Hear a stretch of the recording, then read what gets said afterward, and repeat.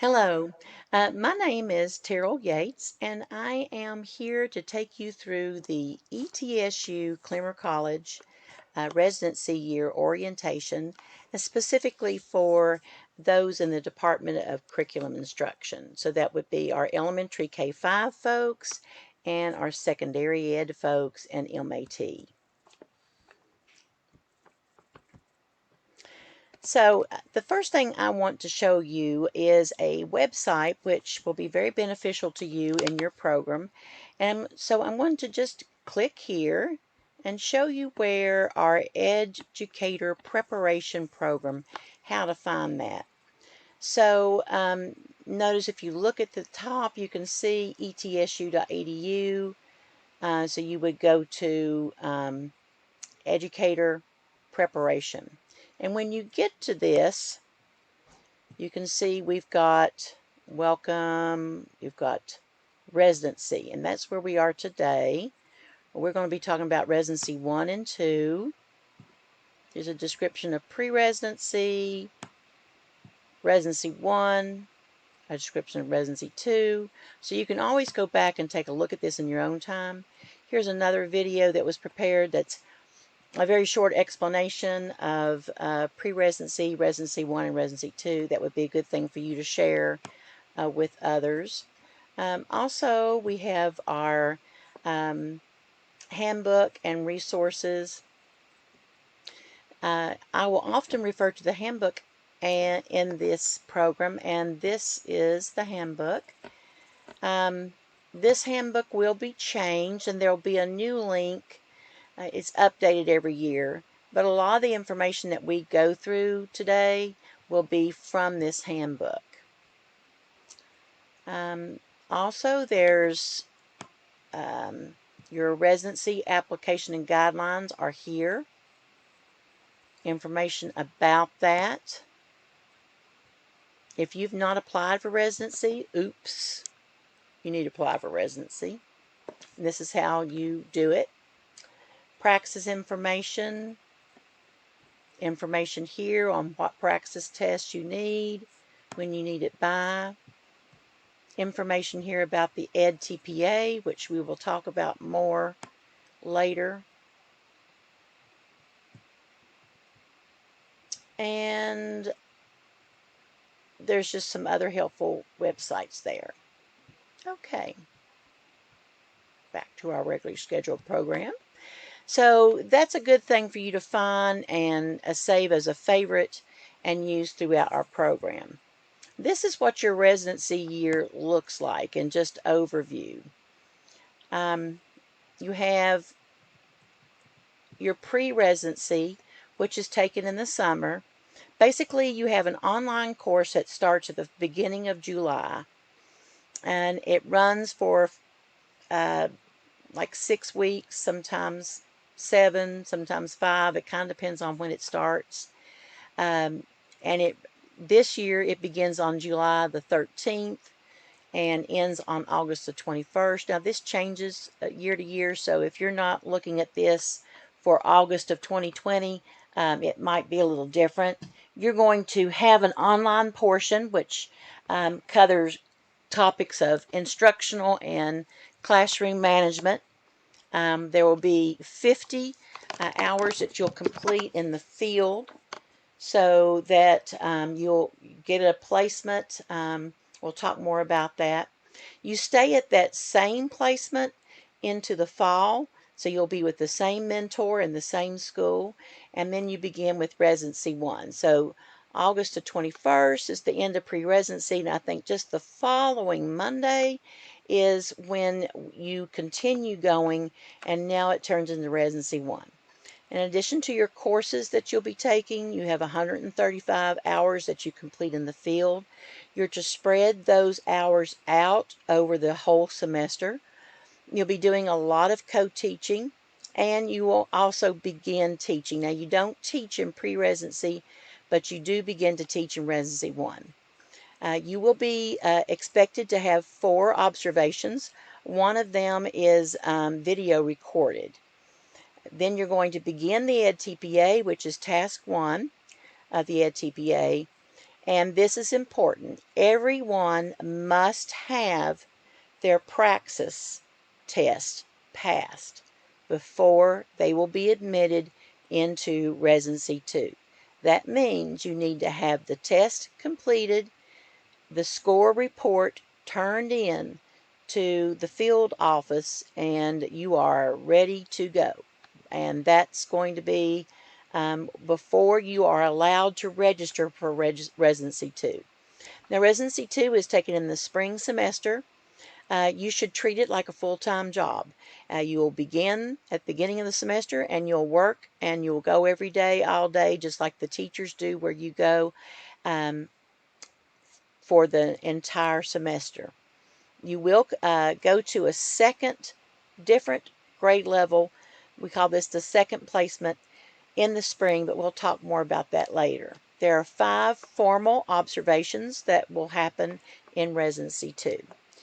And yes, when you will also complete your Edtpa in Residency, and you'll submit it, this is required for licensure. So to graduate and be licensed, you must have excellent attendance. You have to have positive dispositions, satisfactory field performance, a passing score on your Edtpa, and this Practice 2 requirement. So, what do you do now to get ready for this residency year? Well, the first thing you need to do is that you need to make sure that you have applied for residency. Now, this seems like a strange thing coming from some of you K-5 folks, where you've all kind of gone through the program together. You're probably thinking, well, of course we've done that because we did that in mandatory advising. But it's a little bit different from some of our folks coming from in secondary ed. They have a different situation, and we don't even meet those students until their senior year. So they have got to make sure that they've applied for residency. That means going to that educator prep website that we just went through a minute ago and filling out that application process. Then you must also be preparing to take your Praxis. Everybody needs to get on the Praxis website. We'll look at it in a minute. See what Praxis is required in the state of Tennessee for your area that you want to be licensed in, and get that done. The sooner the better. I know some people tell you to wait. I'm never going to tell you that. I'm going to say take it early and often. Get it done. Because you can't go to Residency 2. In the past, there have been some waivers that have been given, and those waivers are no longer available. Just get it done. Get your Praxis passed. You're going to need to sign up for our course 4571. That's secondary, 4560 elementary, and then 5400 and 5401 for MAT. This is the pre-residency course. You need to get liability insurance. I'll talk a little bit about that. And you also need to start getting teacher clothes together. And we will be talking about that too. Then in July, we'll start our pre-residency. It begins July the 13th this year. You might not find out your placement until, the 3rd or 4th week of July. And that seems, I know, crazy. But if you have asked for Johnson City and then there's a good chance you're going to get Johnson City. I would look to see when Johnson City starts and just put it on my calendar if it were me. As soon as you will get your placement in an email from Laura Click or Stephanie Tanksley in the field office.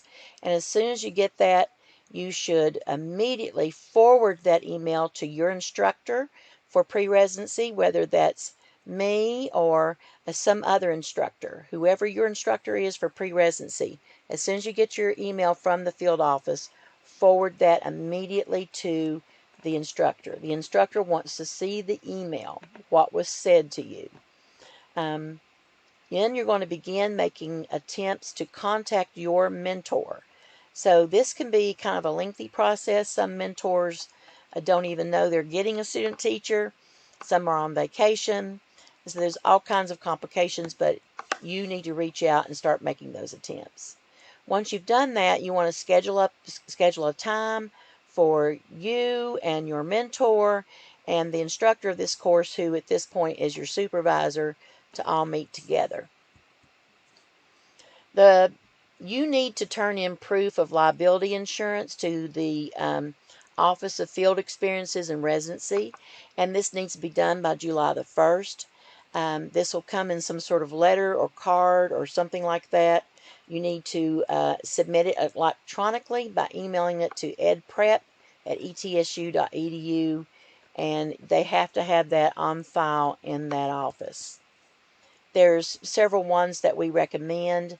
STEA is good, but the coverage is from September to August 1st.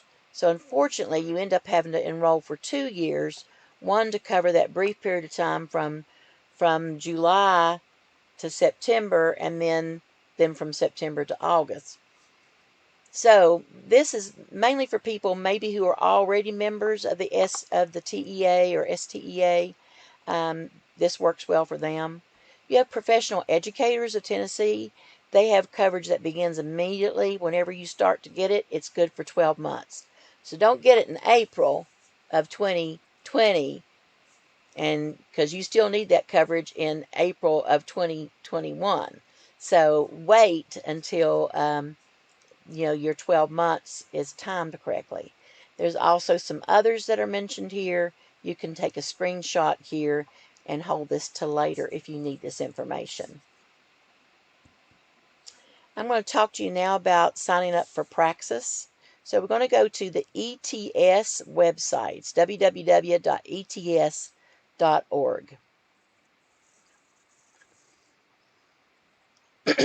Now, when you get to this website, you're going to click on Praxis. And we're going to ignore all that COVID-19 stuff. And we're going to come down here and we're going to find state testing requirements. So you're going to come here and you're going to find your state, which for us, of course, is Tennessee.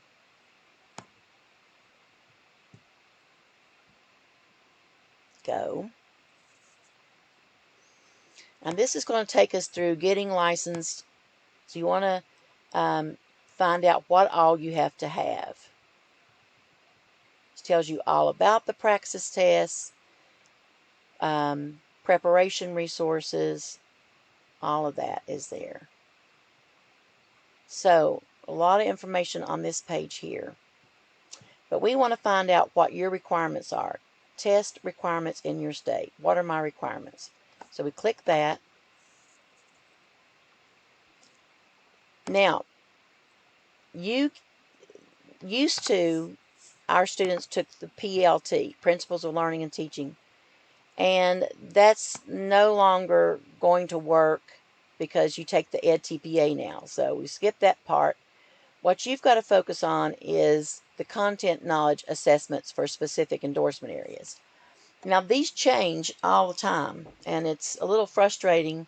So we no longer tell folks which ones to sign up for. We have you come and we have you look. So you click here and see what you need to take. Elementary K-5.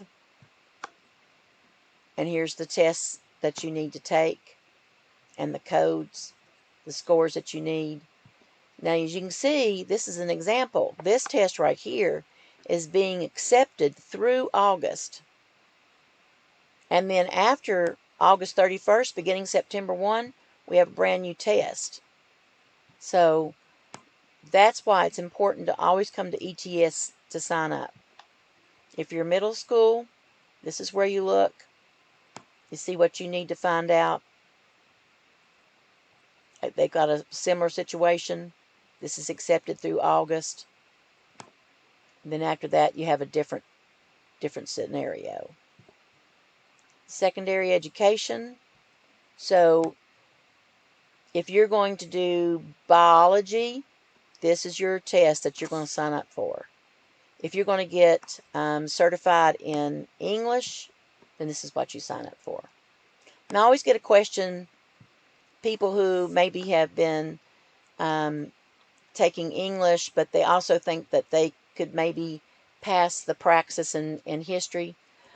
Don't do all that right now. Just get certified in what you know you're going to get. You know you're going to teach. You're in your major, and worry about getting those other certifications later. You just have to have the one completed that they're for initial certification by the time you go to Residency 2.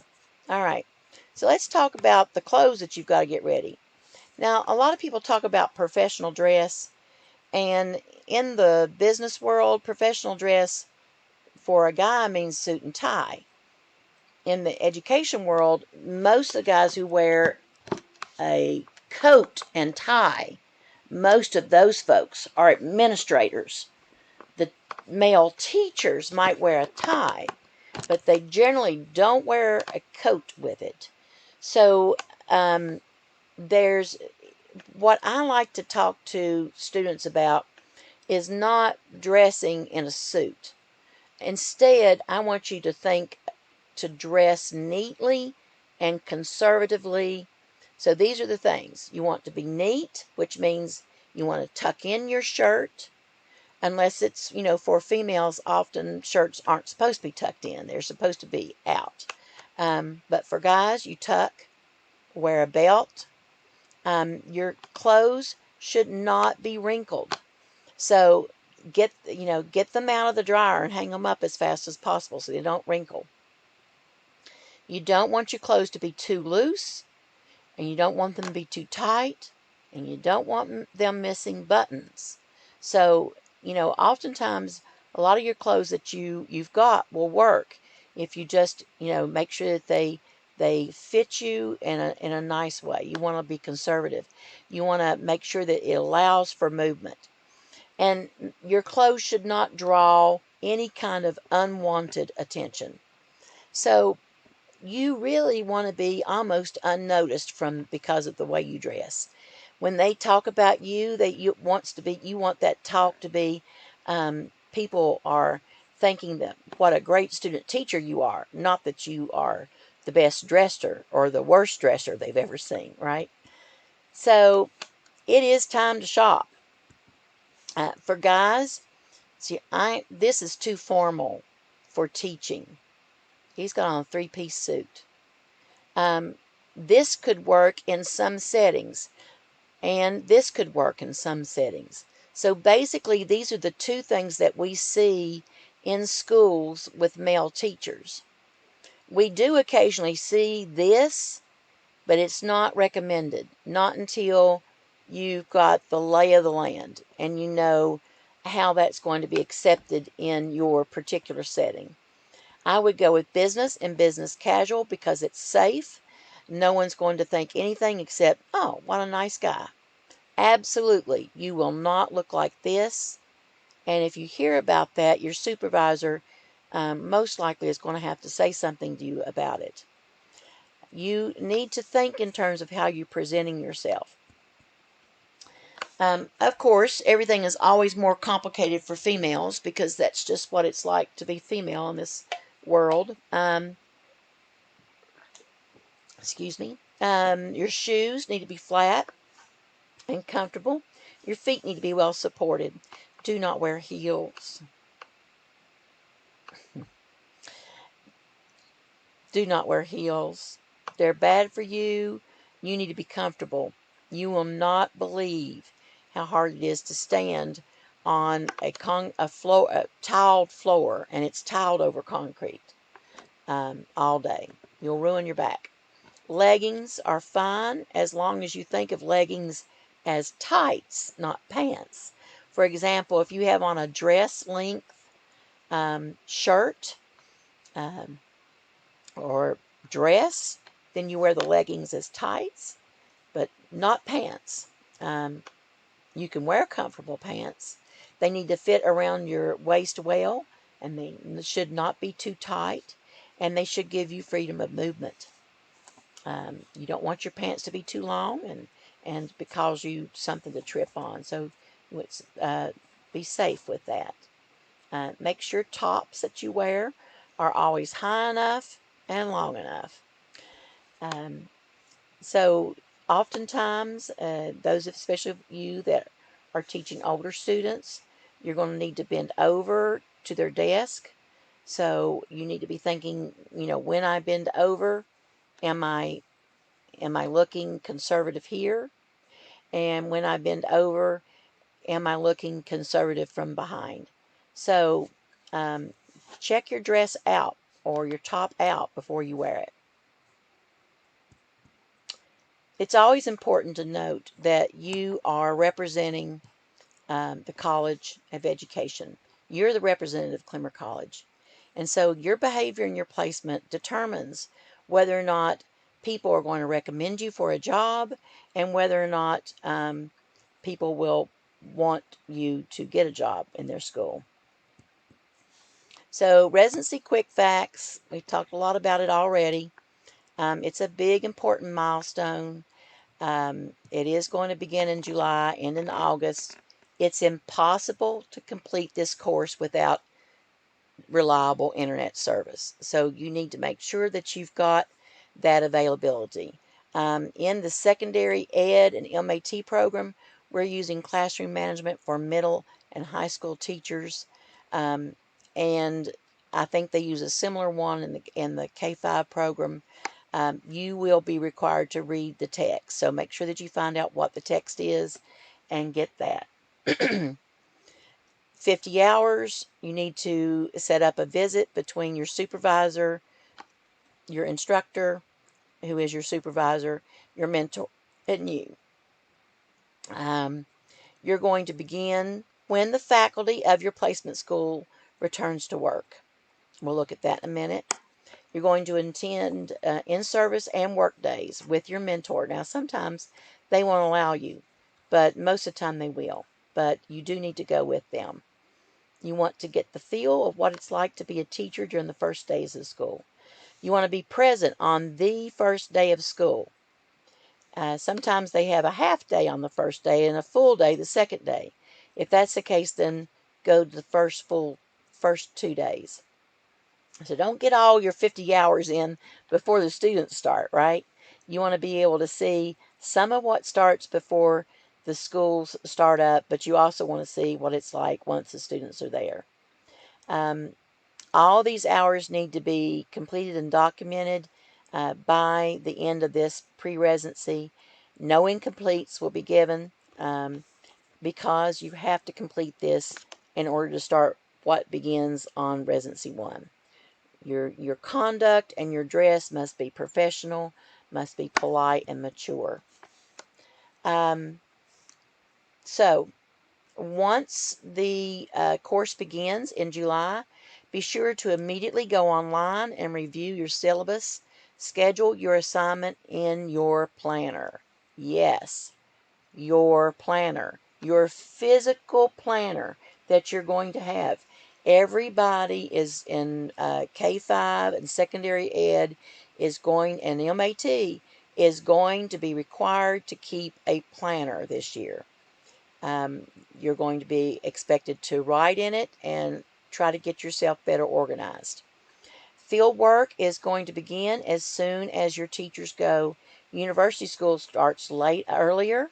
As a matter of fact, by the time we begin on July 13th, university school will already be in session. So basically speaking, you can find this information online, but these are when the different schools start. If you, for instance, ask for Greenville City Schools, they begin July 30th. So most of the schools begin at the end of July. The teachers go back the 1st of August. You can see we've got everything from July 27th all the way to the latest date of August the 12th for Sevier County. So this is when you need to be thinking that you're going to be in the field. Make sure that you arrange your work schedule to accommodate that. So you're going to get an email from the field office about your placement. You need to check your email daily during the summer. And as soon as you get your email from the field office about your placement, you need to forward that email to your pre-residency instructor. You need to look on the school's website and see if you can find your mentor's email address from the school's website. Now, maybe you'll get the email's contact information in your email from the field office, but you might not. Find that, email your mentor immediately, write a real nice note introducing yourself and showing your enthusiasm for beginning.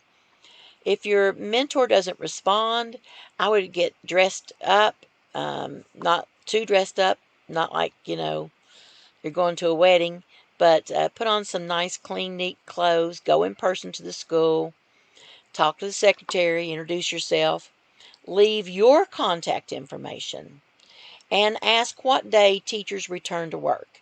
And if you never hear from your mentor, then you just go to work on that day. It will work out. It never has not worked out.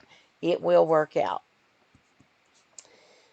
So, 50 hours in the field. It begins around the last week of July, as you can see. University school begins earlier. So you want to attend all the meetings with the mentor. You want to assist the mentors in setting up their classroom.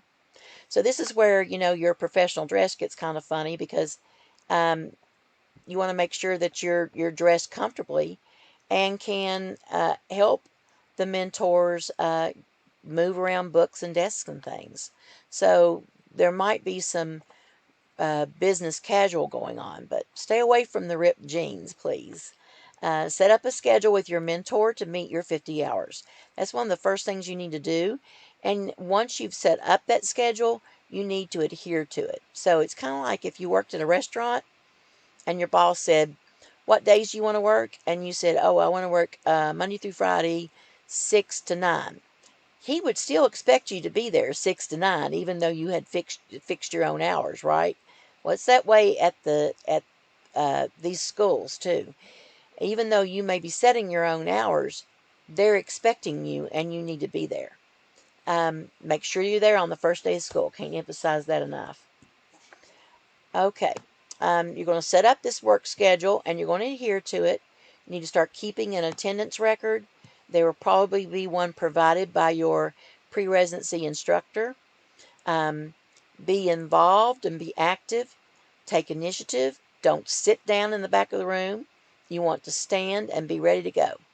Getting up takes effort, and it also is a distraction to the students. So if you're sitting in the back of the room and you see something, you're going to be reluctant to stand up and move to the front of the room.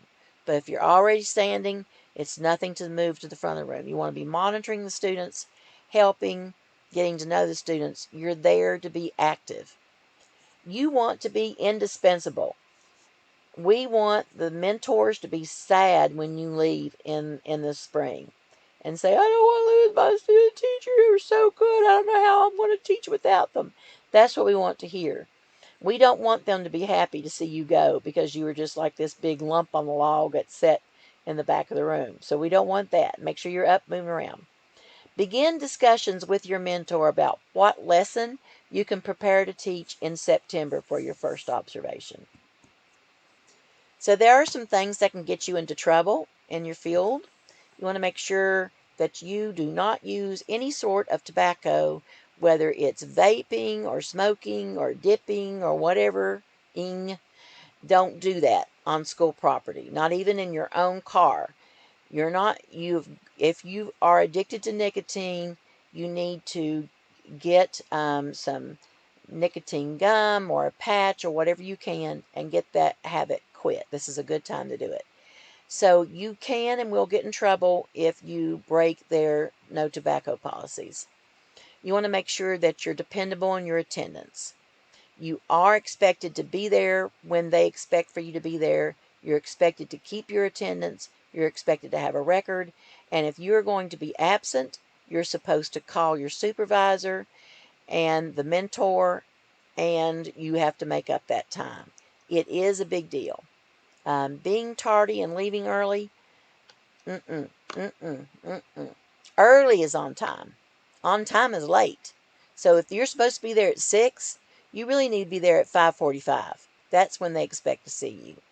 Your teacher needs to come in and see you waiting at the door for her. That's what needs to happen.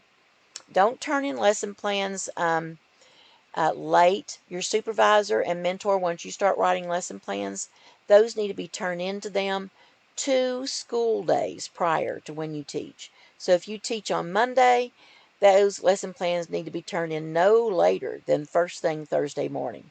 That gives your supervisor and mentor time to look at them. It's going to get you in trouble if you dress like a kid. You don't want to look like one of the kids. You are no longer part of their peer group. Your new peer group are people who are in their 30s and 40s and 50s and 60s. This is your new peer group. You might be closer in chronological age to the students that you teach, especially if you're in a high school placement, but you are not in their peer group. Your new peer group is the older, it's the teachers, it's the adults. So you need to fit in with them. No profanity. I don't care if you had a cool teacher in high school that cussed and you thought it was awesome and you loved that teacher and you want to be just like them and they're your inspiration and blah, blah, blah. No, don't ever let me hear about anybody cursing. No sarcasm either. Sarcasm is not funny to everybody. Sarcasm is only funny to the few people that think it's funny. Everybody else is just laughing to be polite. No sarcasm. Losing your temper. Now, you may think, oh, I'm never going to lose my temper. I just love children. Oh, children are so wonderful. Well, okay, talk to me in April of next year and see if you're still saying that. So you are likely to feel angry sometimes because teaching is about interactions with other humans, and when that happens, we have a tendency to get angry. So what you don't want to do is lose your temper because you're angry. It's okay to be angry, but it's just not okay to lose your temper. Don't yell at the students. Certainly don't use profanity or show that you're angry. You don't want to argue with people. That's not going to end well for you. If your mentor says no, it means no. Respect it and move on. So don't argue with them. Don't argue with them about, don't try to tell them how to teach, for heaven's sakes. We get a lot of people who do this, and I'm sorry to say it's normally happens with my MAT folks. And for some reason, some of them have had some kind of teaching experience and they think things ought to be done a certain way. But it's not your classroom. Not your classroom. This classroom belongs to the person who you are visiting. You are a guest.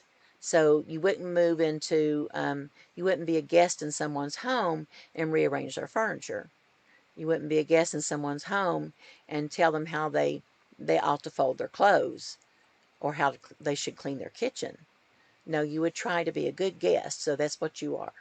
Get off of social media as far as anything that's, you don't have to get off of social media, but what you have to do is lock down your social media presence so that it's not pictures of you that you might not want out there. Don't get out there.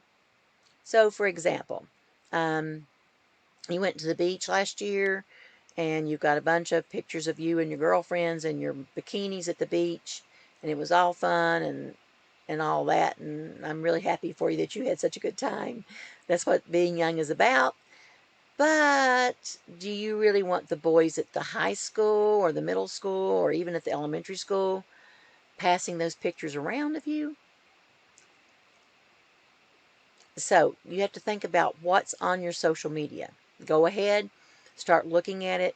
You don't have to remove the photos, but you want to make it so that those photos cannot be shared. So you want to lock down your social media presence. Know if you need to check your emails at least twice a day. Every professional I know that's doing a good job is checking their emails frequently and responding frequently. One of the problems is that we get into a habit of checking our emails on our phones, and then because we've used our phones, writing the response is hard. So you want to make sure you sit down on a laptop, make sure you're reading your D2L feedback and applying it. Whatever you do not give students your phone number, ever. I don't care if you're coaching them. Use some kind of app. Do whatever you can, but you are not to give out your phone number. You can control what you put in a text message, but you cannot control what a student puts in their text message to you. So I want you to imagine a scenario where you're teaching at a high school and a student sends to you an inappropriate photo of themselves. Have you thought about that? You can't control that, and you'd be surprised the number of people who get in trouble with this sort of thing. And when they do, they lose their job and they lose their license, and all the information is made public at the Tennessee Department of Education website. You don't want that to be the end of your career. Do not give out your phone number. Do not friend these students on social media. They will send you friend requests. It is not rude to deny it. It is appropriate for you to deny it. They want to make a connection with you like a friend, and you can't do that. I can't stress this enough. Okay. On the other hand, you also want to make sure that you respect the privacy of your students. So never disclose any information about students from your school. You want to establish only mature and professional relationships with students and colleagues. So this means that you want to lock down the privacy settings on everything in social media, remove anything that makes you look like a partier. You don't want to make Facebook friends with anyone in the school until you know for sure you can trust this person. And even then, I think I'd think twice about it. You are beginning the professional core portion of your program. So what was okay when you were a freshman, sophomore, and junior is no longer okay, because now we're training you to be a professional, and we're going to try to start treating you like a professional would be treated. So you have expectations that a professional would have. So it's very important that you keep that in mind. It's time to act like a grown-up. You're going to be a teacher, not a student. And all you've been so far is a student. It's different. Okay. So some of these things I can't say too much. For example, early is on time and on time is late. I can't say that enough. Your mentor is your boss, and your supervisor is your boss. They're both your boss. And matter of fact, everybody's your boss. So just know your place and be good.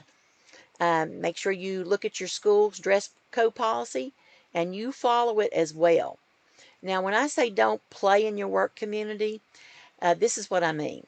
If you are teaching, for example, like in Bristol, and you live in Bristol, and you decide to go to one of Bristol's restaurants, and you're sitting there having a great big drink, and in walks student with their parents. That's embarrassing. In our society that we have here in Northeast Tennessee, they have expectations that uh, for teachers that may seem to you to be unreasonable, and they actually may be unreasonable, but they are, whether they're unreasonable or not, still a fact that you're expected to be above reproach. So when you decide to go out with your friends, you might want to choose another town. You want to make sure that you behave yourself, but I understand that you are still young and you might want to do some things with your friends. But when you do that, you might not want to do that in the same place where you work. You never want to get on a social media platform and criticize your school or your mentor in any way. If you have a concern about your mentor, or if you have a concern about your school, the proper way to address that is to go to your supervisor about it or to another faculty member. But remember, it's really your supervisor that's the most important aspect of your field component. That's your person that you go to over everything in the field. We've already talked about proper attire. Now, there are no excused absences. Yes, there are absences that you have an excuse for, like if someone dies, clearly that's, a reason to be out. But when we say there's no excused absences, what we mean by that is that you have to make up the time. So it's all time that you miss has to be made up regardless of the reason that you missed it. So it's still 135 hours in Residency 1, 50 in pre-residency, regardless of what happens. Because that's what we have to do. We have to document that time. And, we know life happens. I know that people get sick, and clearly we've had some very unusual times here lately, especially. There are things that happen. But you still have got to figure out how you're going to get it done. So when and if you have to be absent, make sure that you make phone calls to your supervisor or your instructor, which most of the time it's your supervisor. In pre-residency, it's your instructor, your mentor, and the school. Especially as we get into Residency 1 and Residency 2, where you're expected to be at those placements on certain days. The principal may be depending on you as much as your mentor is. If you have an emergency, make sure you are prepared to provide documentation for that, and make sure that you are ready to make up the time that you miss. Some of you are working, and I'm good. I'm glad that you've been able to work. But Residency 1 is really hard. You've got early mornings, long days, a very demanding curriculum. It's nothing like you've had before. And all of you are sitting there right now thinking, oh, yeah, I've heard all that before. Okay. Well, if you don't believe me, maybe you'll believe other students. They'll tell you the same thing. Residency 1 is incredibly difficult, regardless of your elementary, secondary ed, middle, MAT, it doesn't matter. It's just because so much happens in that one semester. So if you can create a less demanding work schedule, I would do it. If there was another way to do it besides working, I would not work. If possible, work as little as possible. Now, I will say that in the past, we've told elementary folks the longer that you're at your school when you're scheduling your hours, the better. That may not be the case this year. This really is more on a case-by-case basis. Secondary ed and middle grades, MAT, we do like for you to go for short periods of time more often. So we would prefer that you went every day from 1 to 3 than for you to go all day on Friday. And the reason for that is that we want you to get to know one class particularly well. So if you are going to kind of like adopt second period, then we want you to see them as much as possible. You will need to plan and teach and be observed 4 times. And it's best to kind of space it out about once a month. You'll have to work out with your supervisor this schedule. But you should be ready to start teaching in September early, because we'll have the lesson plan learned, how to write, and bam, bam, ready to go. So don't delay getting started. You can always teach more than that 4 lessons, but you may not teach less. There also might be other classes that you're taking that require you to teach other lessons, in addition to these 4 that go along with Residency 1. The more you teach, the better you're going to get. You're going to begin your EdTPA, which I'll discuss in a minute. Mid-residency, this is for elementary only. In the past, we've been having this course over Christmas. I know that sounds awful, but everybody who takes the course, when they're on the other side of it, they say, "Oh, I'm so glad we did that over Christmas. Oh, I'm so glad." And they always recommend that we continue to have it over Christmas. So I don't know if that's what we're going to do this year or not. It could be that we do it a little bit differently. Just stay tuned. But during mid-residency, we complete your task 1 for the EdTPA. For secondary ed and for middle grades and secondary ed, middle grades and MAT, everybody else, they work on their task 1 in the fall in their residency course. So in Residency 2, this is full-time in your placement. You'll be following your school's schedule, except that your start date will begin with ETSU's calendar. So we usually start back, right around Martin Luther King's birthday. And so you can kind of expect that would be when you would start back. You can go back earlier, but you can't bank the time. If you're absent or if you're late, again, you have to contact your mentor, your supervisor, and the school office. Now, if we find out that you've been missing school, and we will, because mentors always fess up eventually, and you've not been calling your mentor or your supervisor, you will not be recommended for licensure. I repeat, if you haven't been attending your placement and you haven't been calling your mentor and supervisor to tell them, especially the supervisor, you will not be recommended for licensure. So you need to, when you're planning for spring semester of your senior year, it's best not to plan a spring break trip. I know that sounds, what? It's my senior year. I know, but you should plan your spring break for May after graduation, because unfortunately your spring break calendar is probably, when your school's calendar is not going to match the same as ETSU's. Even if it did, that's right in the smack dab in the middle of EdTPA, and it's a really bad time.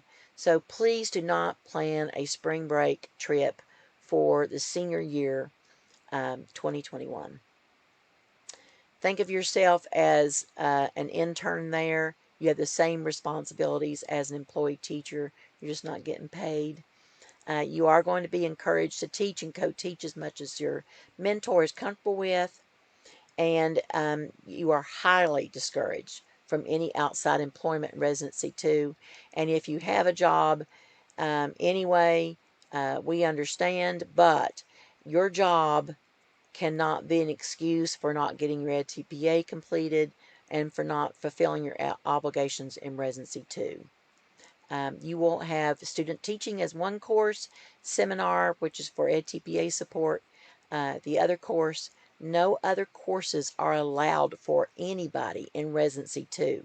Now, this is especially important for folks who are in secondary ed undergrad. You may not realize this, but you cannot have any other courses, the secondary ed undergrads, except for 4580 and 4581 during Residency 2. No one can. I'm just saying that secondary ed often hasn't heard this before. So our expectation is that there will be a seminar in Residency 2. You're going to attend it because we're going to do EdTPA, EdTPA, EdTPA. You'll submit all your assignments on time. And in 2021, the new qualifying score to pass the EdTPA will be 42. You'll be observed 5 times by your supervisor and your mentor. So a lot going on. Who is Ed? And what is his TPA? Now, I realize a lot of you all don't know much about the EdTPA right now. The EdTPA really has 3 tasks: planning, instruction, and assessment.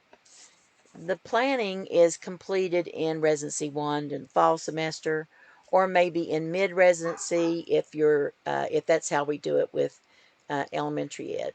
You're going to describe your class, plan a learning segment, which is 3 to 5 consecutive lessons. You're going to create instructional and assessment materials, and you're going to write a 10-page commentary. Then, after Christmas in Residency 2, you're going to teach and videotape this learning segment that you've planned. You're going to go through all that footage, and you're going to find 2 clips to use to demonstrate some very specific teaching skills. Then you're going to write another 9 or 10 page, actually I think this one is actually a 7-page commentary. Then you're going to give an assessment to the students on this material that you taught. You're going to analyze the assessment data using evaluation criteria that you created. You're going to collect the work samples. You're going to look through them to find trends, and you're going to analyze the data based on that. You're also going to show evidence of quality feedback and write a 9 to 10 page commentary. This is all done in Residency 2. By mid-February, all of this videotaping should be complete. Then you just work on your data and the work sample collection, and you begin your analysis. You write your Task 2 and 3 commentaries in February and March. And then if we choose the April upload again, like we did last year, you'll upload in April. This is what the Edtpa looks like. It's just a bunch of files. So all of these things that we just talked about, notice this particular person has 2 video clips. All the rest of these are what we call artifacts. This is what you're creating. This is what the assessment looks like. And then these documents get loaded into live text. And from live text, they're loaded and sent on to Pearson for scoring. That's what it is. You don't sit down and take a test like you do at the Praxis. It's different because what you do is that you work on it like a portfolio. So you're going to select a class, describe it in the context for learning. This is all for Task 1. You're going to write 3 to 5 lessons with a central focus, and then your lesson plans. The context for learning looks like this. The document that you complete.